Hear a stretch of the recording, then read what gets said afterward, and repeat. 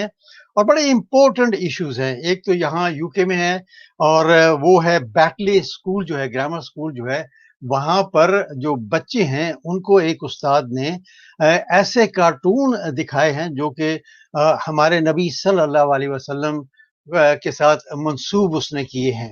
اس پر ایک صرف ایک احتجاج ہی نہیں بلکہ برطانیہ میں جتنے بھی بسنے والے مسلمان بہن بھائی ہیں سب غم و غصے میں ہیں اور کافی احتجاج بھی اس بارے میں ہو رہا ہے. لیکن جو ہیڈ ٹیچر ہیں انہوں نے مشروط طور پر معافی مانگ لی ہے اس ایشو پر اور انہوں نے کہا کہ میں انکوائری کراؤں گا.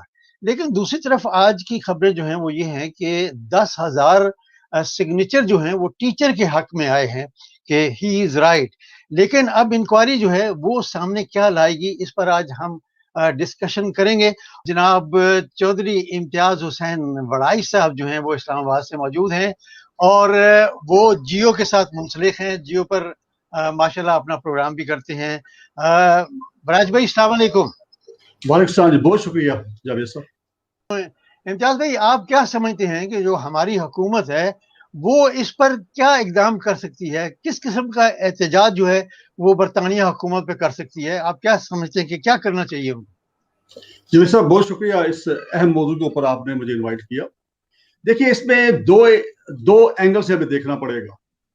پہلا اینگل تو یہ ہے کہ آپ دیکھ لیجئے کہ بینگ مسلمان جو ہیں یہ سلسلہ آج کا شروع نہیں ہوا, یہ ڈنمارک میں ہوتا رہا ہے, دوسرے ممالک میں ہوتا رہا ہے, پھر فرانس میں ہوا, پھر فرانس کے پریزیڈنٹ نے بھی اس کے اوپر اسٹیٹمنٹس دی. ابھی جو شاہد صاحب نے ذکر کیا کہ وہاں کا جو وزیر خارجہ ہے اس کا بھی ذکر کیا. تو یہ ایک پلان طریقے سے, دس از ناٹ انوسینٹ ایفرٹ, پہلی چیز تو یہ ذہن میں رکھیں. بینگ مسلم جو ہے یہ ہمیں تھریٹ ہے پوری دنیا کے اندر, اور پوری دنیا کے اندر پلان طریقے سے وہ جو صلیبی جنگیں ہیں اس کو یہ لوگ نہیں بھولے ابھی تک. اس کے ساتھ ساتھ جو انڈین لابی ہے UK کے اندر اسپیشلی بڑی اسٹرانگ ہے, باقی تو ممالک کے اندر بھی کافی اسٹرانگ ہے. آپ نے دیکھا ہوگا کہ ان کے لابیز جو ہیں وہ کوئی ایسا موقع نہیں چھوڑتے کہ جس میں اسلام یا پاکستان کے بارے میں وہ بات نہ کریں.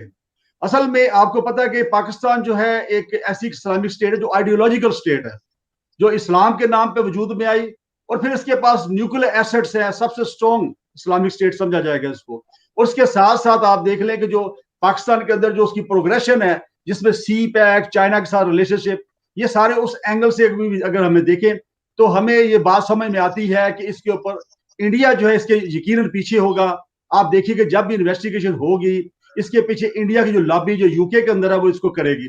اب رہا سوال امتیاز بھائی یہاں ایک سوال یہ اٹھتا ہے کہ اگر انڈیا اتنی زبردست قسم کی لابی کرتا ہے تو کیا ہمارے پاکستان میں جو بیٹھے ہوئے سیاستدان ہیں یا جو وزیر خارجہ ہیں, جو کشمیر کمیٹی کے چیئرمین ہیں, کیا ان کا حق نہیں بنتا کہ وہ بھی لابی کریں؟ ہاں, یہ بڑا انفارچونیٹ پارٹ ہے. آپ دیکھیے کہ اس وقت جو ہمارے ملک کے اندر اگر سیاسی حالات پہ آپ کی بڑی نظر ہوگی, آپ نے دیکھا کر کیا رہے ہیں.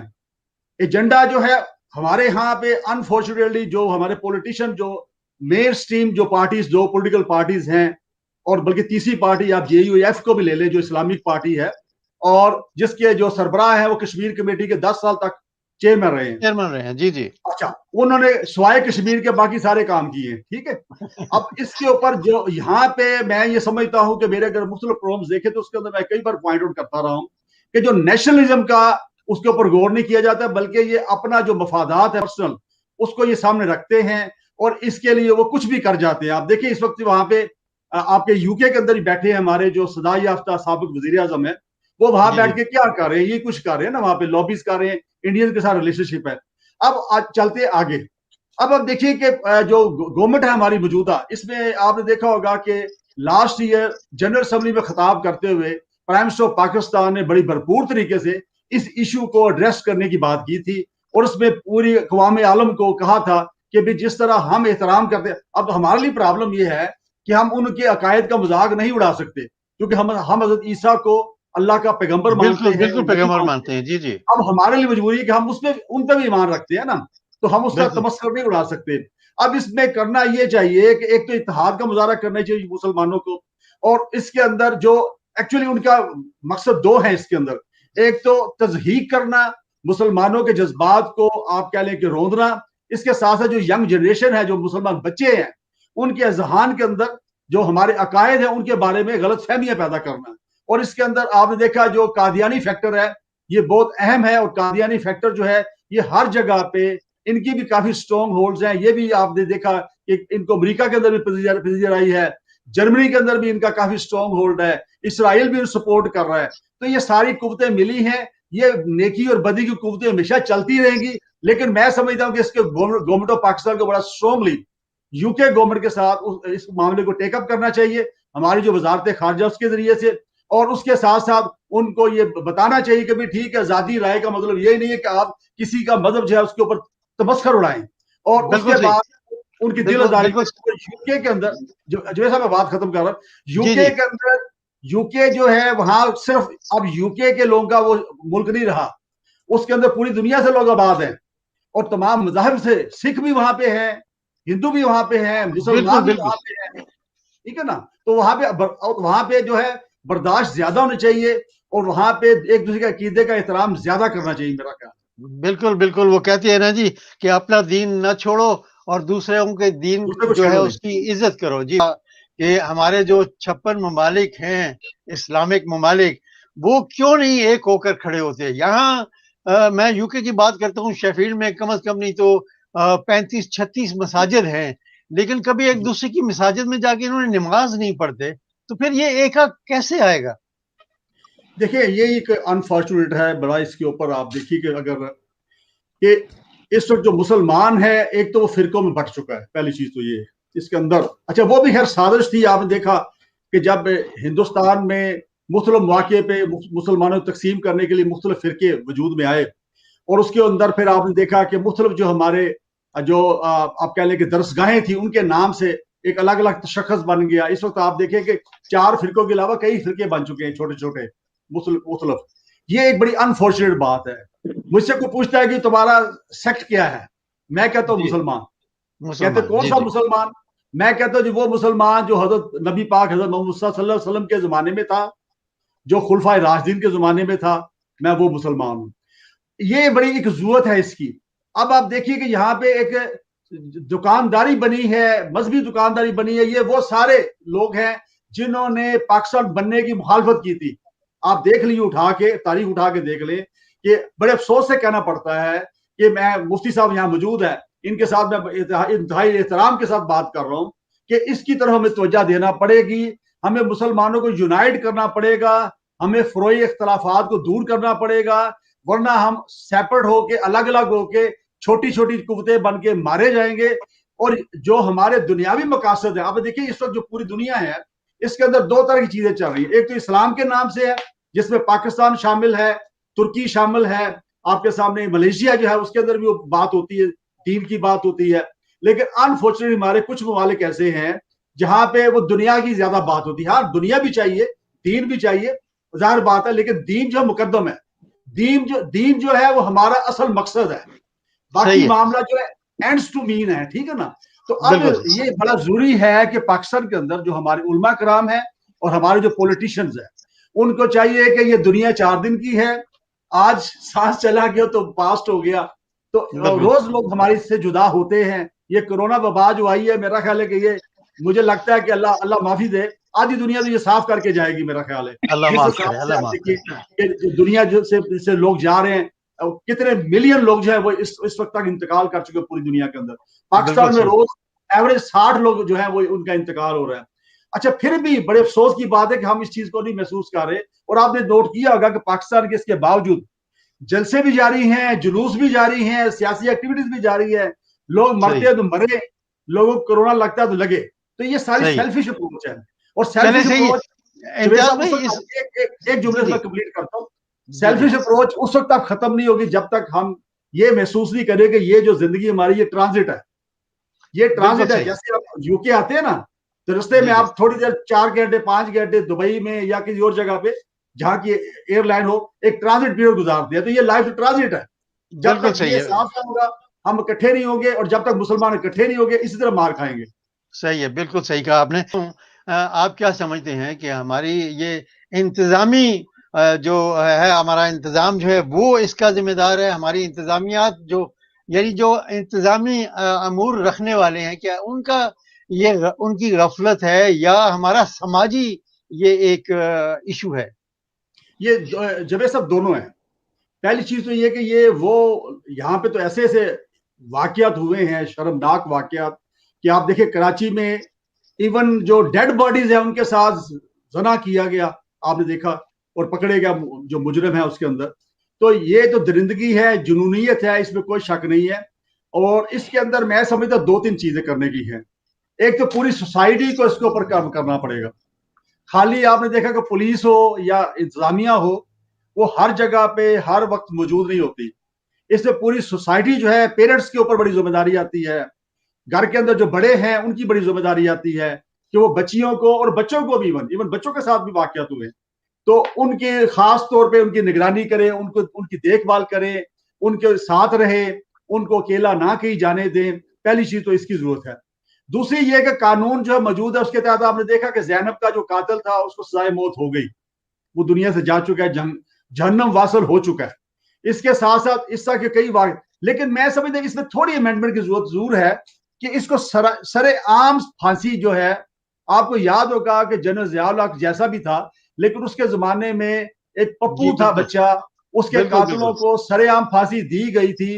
اور مجھے اچھی طرح یاد ہے کئی سالوں تک پھر یہ واقعات ہوا نہیں تھا، کیونکہ دیکھیں جو سزا کی تھیوری ہے نا، اس کے اندر ڈیٹرنس قائم کرنے کے لیے بڑا ضروری ہے کہ آپ جو ہے اس کو سر عام سزا کو کریں. اب پھانسی تو ہو جاتی، خبر بھی آ جاتی کہ جو مجرم ہے اس کو پھانسی ہو گئی اور مار دیا گیا، لیکن جب سر عام پھانسی دیں گے اس کا ایک سمبولک افیکٹ ہوگا، اس کا نفسیاتی افیکٹ ہوگا. اور یہ جو جنونی لوگ ہیں، جو ظاہر بات ہے جنونی ہوتا ہے، نارمل لوگ یہ شخص نہیں کر سکتا ایسی کوئی حرکت، بالکل ظاہر صحیح، بات ہے بالکل کہ صحیح. اچھا اس سے تو یہ ایکسپیکٹ ہی نہیں کر سکتے نا ہم. لیکن وہ جنونیت جو ہے اس کو ختم کرنے کے لیے جنونیت کا سہارا لینا پڑے گا. اور جنونیت کیا ہے کہ سر عام پھانسیاں دی جائیں تاکہ سبق حاصل ہو اور باقی لوگ اس سے عبرت پکڑے. اور اس کے ساتھ ساتھ پوری سوسائٹی، ہماری جو این جی اوز ہیں بہت ساری بنی ہوئی، آپ نے دیکھا ہوگا، جو بچوں کے اوپر کام کر رہی ہیں، بچیوں کے اوپر کام کر رہی ہیں، خواتین کے اوپر کام کر رہی ہیں، ان کو بھی چاہیے اس کی طرف فوکس کریں. اور سوائے سمبولک آپ کہہ لیں تصویریں اترانا اور اس کے بعد چھوٹے موٹے پروگرام کر دینا اور فنڈز جو ہے اور لے لینا فنڈ لے لینا. اور ڈونیشن لے لینا اور اس کے جی اوپر جی. اپنے وہ محل بنانا، میں نے کئی لوگ ایسے دیکھے کہ اس طرح وہ کام کر رہے ہیں. اس کو واقعی پریکٹیکلی کرنا چاہیے. لیکن گورنمنٹ کی ظاہر بات ذمہ داری زیادہ ہے. اس میں گورنمنٹ جو ہے اس کو چاہیے پولیس کو ٹرین کریں، اور وہاں پہ جو سسٹم ہے خاص طور پہ ڈیٹیکشن کا سسٹم جو ہے نا وہ بڑا ضروری ہے. کسی زمانے میں نا یہاں پہ پولیس میں ایک سسٹم ہوتا تھا، وہ کنسٹیبل ہوتے ہیں، ان کو کہتے ہیں ڈیٹیکٹیو کنسٹیبلز. اچھا ان کی بیٹیں ہوتی تھی مختلف گاؤں یا جو محلے ہیں، ان کی ڈیوٹی ہوتی تھی، وہ سائیکل پہ پھرتے تھے اور وہاں پہ نظر رکھتے تھے کہ اس محلے کے کون بندہ نیا آ گیا ہے اور کون جو ہے وہ کیا کرتا ہے، اس کو سارا پتا ہوتا تھا، کون کرایہ دار صحیح. آیا ہے، کون نیا وہاں سے چلا گیا ہے. یہ جو ہے وہ سسٹم انہوں نے ختم کر دیا بعد میں، جس کو آپ واچ اینڈ وارڈ بھی کہہ سکتے ہیں نا. اس طرح کا سسٹم جو ہے اب انفارچونیٹلی ہے کہ گورنمنٹ کی یہاں پہ ساری فوکس جو ہے وہ سیاست کے اوپر اور سیاسی حریفوں کے ساتھ جو مقابلہ وہی چل رہا ہے اس وقت. آپ نے دیکھا نا کہ صحیح. پہلے بالکل جیسے عائشہ نے ذکر کیا کہ سینڈ کا مسئلہ پہلے چل رہا تھا، پھر اس کے بعد جی پی ڈی ایم جو ہے اس کا کیا ہو رہا ہے، پھر جی صحیح. اپوزیشن لیڈر جو سینڈ کے اندر کیا بنانا ہے. تو اس طرف اصلی توجہ ہے، عوام کے جی جی مسائل کی امتیاز طرف بھائی، توجہ نہیں ہے. اصلی مسئلے مسائل جو ہیں اس پر کوئی ڈسکشن نہیں ہوتی، اور وہ نہ جی بالکل، نہ پی ڈی ایم والے کرتے ہیں اور نہ ہی حکومت جو ہے وہ کر رہی جی ہے، جی کیونکہ حکومت کے ہاتھ میں ہے جو قیمتیں اس وقت بڑی ہیں جی ان جی کو نیچے لانے میں. کی طرف آتا ہوں، ایک نیا ایشو جو ہے وہ لے کر کراچی ایئرپورٹ پر ایک بچی آتی ہے بحرین سے، 15 سالہ بچی، اس کا بھی سوشل میڈیا پر بھی بہت وائرل ہوئی ویڈیوز وغیرہ. آپ کیا سمجھتے ہیں کہ یہ جو ایف آئی میں جو انسپیکٹر تھا سنجے، اس کی حرکت جو تھی کیا وہ تہذیب کے دائرے میں تھی؟ اور میرا سوال یہ ہے کہ کیا اس قسم کے لوگ ایسے اداروں میں ہونے چاہیے جہاں پر عام پبلک جو ہے ڈیلی ان کے ساتھ ڈیلنگ ہوتی ہے؟ اور دوسری بات یہ ہے کہ ہمارے ملک میں یہ ایک وتیرہ بن چکا ہے کہ آئے دن ہر ادارے میں کوئی غلطی کرتا ہے تو اس کو معطل کر دیا جاتا ہے، اور 4-6 دن مہینے کے بعد وہ پھر بحال ہو جاتا ہے. ان کی چھٹی کیوں نہیں کی جاتی؟ اچھا معطلی کے بارے میں تھوڑا وضاحت آپ کو کر دوں. جی معطلی جو ہے وہ سزا نہیں رہی اس وقت، ٹھیک ہے. پاکستان کے لاء کے مطابق جو آفیسر معطل ہوتا ہے اس کو پوری سیلری ملتی ہے صحیح ود ہے. آل الاؤنسز. اس کے جی اوپر جی ایک سپریم کورٹ کی ججمنٹ آئی تھی، اس کی روشنی میں پھر سول سرونٹ ایکٹ جو ہے اس کے اندر امینڈمنٹ کی گئی. تو معطلی کی سزا جو ہے ایک طرح سے آپ کہہ لیں کہ وہ پیڈ چھٹی مل جاتی ہے اس کو. یعنی اس کو سیلری پوری مل رہی ہے اور وہ چھٹی میں بیٹھا انجوائے کر رہا ہے. ایک تو یہ ہو گیا.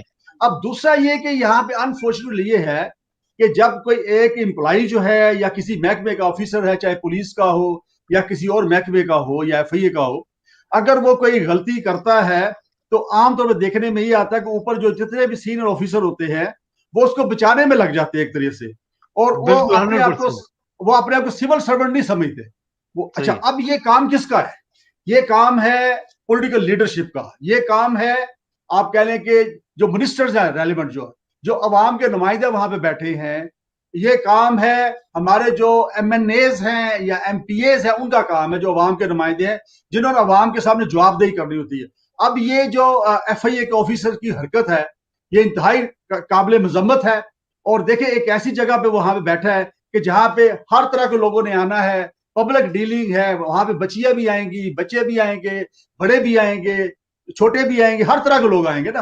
اور آپ نے دیکھا کہ جو امیگریشن کے ڈیسک ہوتے ہیں پوری دنیا میں میں پھرا ہوں, وہاں میں نے دیکھا کہ امیگریشن کا ڈیسک ہوتا ہے وہ ایک طرح سے ریپرزنٹیشن ہوتی ہے اس ملک کی, اس ملک کا جو کلچر ہے, اس ملک کی جو سویلائزیشن ہے اس کو ریفلیکٹ کرتی ہے وہ. اب یہاں پہ جب ایک باہر سے ایکسپیٹریٹس خاص طور پہ آتے ہیں اور وہ جب آ کے امیگریشن ڈیسک پہ بیٹھے افسروں کے سامنے جب جاتے ہیں تو وہاں پہ ان کی کوشش ہوتی ہے کہ ان کے کپڑے بھی اتار لو, ٹھیک ہے نا.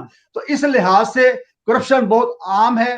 اس میں 2-3 فیکٹرز بھی ہیں, آل دو سیلریز بھی تھوڑی ہیں ان لوگوں کی, but at the same time ان کو ٹریننگ کی ضرورت ہے, ان کو اخلاقی ٹریننگ کی ضرورت ہے. ان کے جو ٹریننگ سینٹرز ہیں ان کے اندر میں سمجھتا ہوں مذہبی ٹریننگ بھی دینی چاہیے.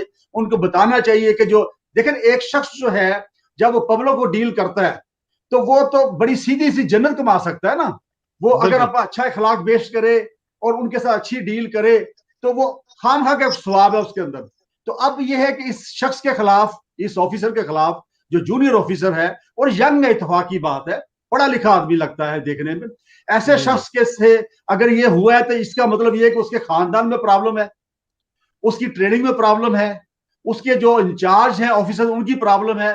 اس کے اوپر میں سمجھتا ہوں کہ وزیر داخلہ پاکستان کے جو ہیں شیخ رشید احمد, ان کے انڈر یہ ایف آئی اے کا محکمہ ہے, وہ ایک عوامی لیڈر ہیں, ان کو چاہیے اس کو ایک مثال بنا دے اور تاکہ بعد میں کسی بھی آفیسر کو چاہے ایف آئی اے کا ہو یا پولیس کا ہو اس کو جرت نہ ہو کسی کو بلیک میل کر سکے اور اپنے جو عہدے کا ناجائز فائدہ اٹھا سکے.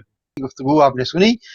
شاہد بھائی کا یہ گلہ تھا کہ ہم جو اصل مسائل ہیں ان کو پیچھے چھوڑ دیتے ہیں, ان صرف ایشو جو ہے وہ ڈسکس کرتے ہیں, لیکن وہ کیسے ٹھیک ہوں گے یہ ہم نہیں بتا سکتے. لیکن یہ ہمارے جو پولیٹیشین ہیں یہ ان کا قصور ہے کہ وہ اپنے مفادات جو ہیں وہ سامنے رکھتے ہیں, عوام کے مفادات جو ہیں وہ پیچھے ہٹ جاتے ہیں. پارلیمنٹ میں بھی جب یہ بات کرتے ہیں تو ان کے اپنے ہی مفادات ہوتے ہیں.